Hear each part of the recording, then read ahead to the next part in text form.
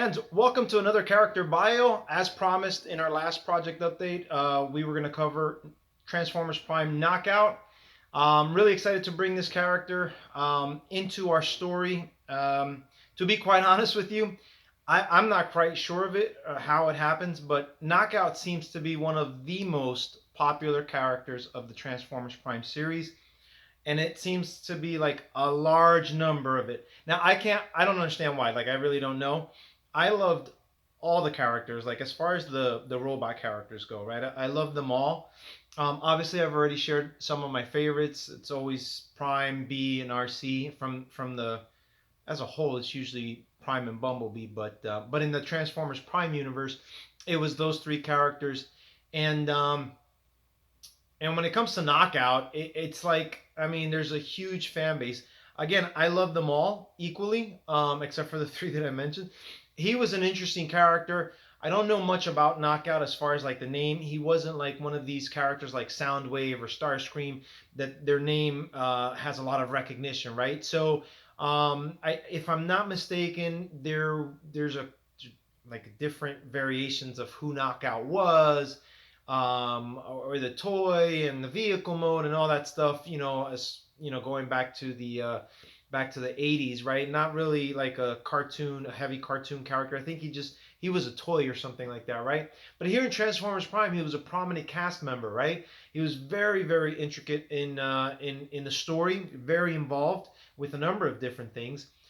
Couldn't seem to really add up to the Decepticons' expectations. And if you guys have not seen Predacons Rising, which I don't know why, but last moment he switches on over to the Autobot, to the winning team, right? And he says that he just got tired of being treated like crap, which is understandable, right? Megatron was constantly putting him down. Obviously, when he failed, he did. But even when he succeeded, Megatron seemed to put him down, and Starscream likewise, right? So I think he just got tired of it, and he's like, "That's it, I'm done." And he goes on over to the Autobot side, and that's where our story kind of takes off or picks up when it comes to Knockout. We continue that storyline, right? What's interesting within our movie is, and I didn't intend this to happen, it's just the way I wrote it. Again, if I wanted to make the hero, or I shouldn't say the hero, if I wanted to focus more on the characters that I love, I could definitely do that. But I can tell you guys this: Knockout has a very, very prominent role within our film. It's and again, he's not one of my personal favorites. It's just the way I wrote the story that kind of it just flowed naturally. So for all the Knockout fans out there, you guys are going to be super excited as to what we do with Knockout as far as the character goes.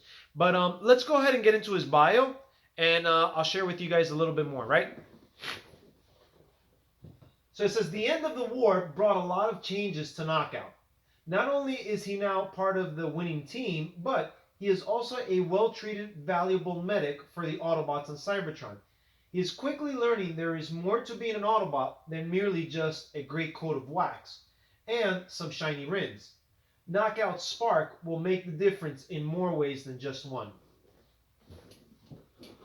All right, so that bio is really, really a good bio as to what Knockout is going to be going through within our film, right? He's transitioned over to the Autobot side.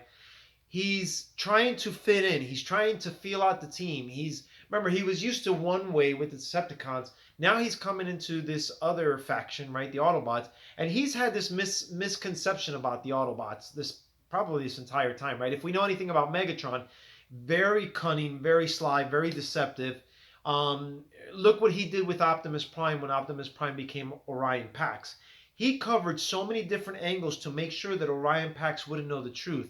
And I'm sure he did the same thing to the Decepticons as their faction was forming, right? Because remember, it says that Megatron went from the gladiatorial arena over to the political campaign, and I'm sure with the title Decepticons, there was a lot of deception involved, a lot of brainwashing, a lot of fake news, if you will, or misinformation going on in order to get the type of support that he got from the Decepticons. And I mean, if you look at it, look what he even did with Ratchet. He managed to manipulate Ratchet into helping him build Gosh, I can't remember what it was on the ship that they had on the Nemesis, but it was to oh my gosh, I really can't remember, but it was that item that they used to bring back Cybertron to life, and the Omega Key. Oh wow, had a brain fart there. So the Omega Key, he manipulated Ratchet into helping him finish or build or repair or fix the Omega Key on the Nemesis ship. So Megatron, I mean, that's one of the things I really loved about Transformers Prime Megatron is just that he was just phenomenal. Very reminiscent to what he had a lot of attributes and a lot of qualities that I really liked in Beast Wars Megatron, right? So they have a lot of similarities between the two characters, but yeah. So I have no doubt that you guys will find it phenomenal the journey that Knockout is going to go through in this particular film, right? One of the things that I've already addressed and tackled, especially in the Q&A session that I did maybe about a month and a half ago, was his eye color. A lot of you guys say, why is his eyes blue? That doesn't make sense, so on and so forth. I've already tackled how there was a flashback of how in that moment where Megatron and Orion Pax are before the High Council, the Autobot High Council. Megatron demands the Matrix of Leadership, and he makes some other demands, and so the High Council rejects him, and they see Orion Pax as he speaks, and he speaks with purity and bravery, and just they see those leadership qualities versus the tyrannical ones on Megatron. So they give Orion Pax, the leader of Matrix, making him Optimus Prime, and then Megatron walks away. Now his eyes were blue, and it wasn't just in that one scene. That entire flashback, his eyes were blue. And so when he feels the rage of rejection and anger and frustration, it's almost like he goes over to the dark side, right? If you think about it from the Jedi perspective or the Star Wars perspective, right? When Anakin turns, I mean, his eyes become like this yellow, red, devilish type colors when he finally comes over to the dark side. It's almost the same type of transition. Megatron goes from having blue eyes to red eyes. Now, you guys can interpret that, and I know I've seen so many comments saying it's just metaphor, it's illustrative, it's not literal. Hey, it is what it is. I'm interpreting it as literal, excuse me. I'm actually saying that actually happened. So that's why we're transitioning Knockout's eyes from red to blue. Okay, so and we're gonna see we're not. It's not just the eye color, right? I think we already posted in one of the scenes. It's deeper than just the eyes, right? The eyes is a physical trait, but his spark is starting to change, right? And we can't see a spark change. We can see it by the actions, but I figured I want to couple the physical with the actions. I want to cover both grounds, so that way no one can come out and say, oh, those actions are just deceptive. He's just being the normal Decepticon, because that could happen. And if I wanted to write it, I could write that.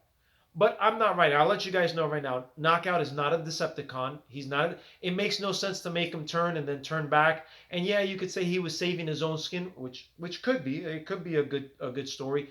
But be it that they had the upper hand, they had the jump on the Autobots. It doesn't make sense for him to have momentarily changed just to shift right back again. It doesn't make sense based on how Predacons Rising unfolded. So, and even at the end, he even says it. I've never really had positive role models, right? So now he's getting to see that. He's getting to see that with Bumblebee and RC and some of the other characters, Smokescreen, right? So we'll get to see that culminate within this particular story and then carry on through the trilogy. So guys, that's basically it for Knockout. I'm really excited to have Knockout at the forefront as a really main character, as someone who's intricate to the story and how the story unfolds. So I hope you guys can appreciate that too. Just keep in mind that this is my interpretation of how I think the story is going to go. Again, it does not have anything to do with the aligned continuity. I am not following comic books. I am not following video games. I am not following RID. I am solely going based off of the Transformers Prime series and the events that took place within the 3 seasons, including Predacons Rising. So guys, that's it. That's all I have for you. Just one quick reminder. Don't forget to tune in this Saturday at about 11 a.m. Eastern Time for Scene 10 of our epic adventure. I hope to see you guys there. Leave your comments, leave your thoughts. Let me know what you think. Until next time, guys, take care. Peace out.